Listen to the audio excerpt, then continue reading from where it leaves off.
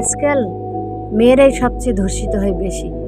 কিন্তু আপনাদের যাদের ব্র্যান্ড আছে তারা একটু চিন্তা করেন তো, শুধু শুধু মেয়েরাই ধর্ষিত হয় কেন? আসলে সমস্যাটা কোন জায়গায়? আমি দেখছি যে বাইরে যখন মেয়েরা চলাফেরা করে অনেক খারাপ খারাপ পোশাকে তারা বাইর হয়, যেটা আমাদের মতো মেয়েরা দেখতেও লজ্জা পায়।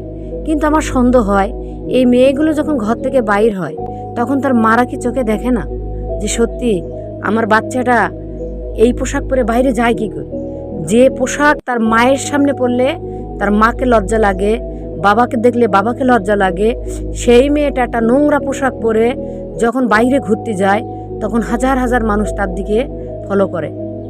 আমি মনে করি এই মেয়েটা যে পাপগুলো করছে, যে গুণাগুলো করছে, এই গুণাগুলো শুধু মেয়েটার একা নয়, এর অধিকাংশ তার বাবা এবং মায়ের।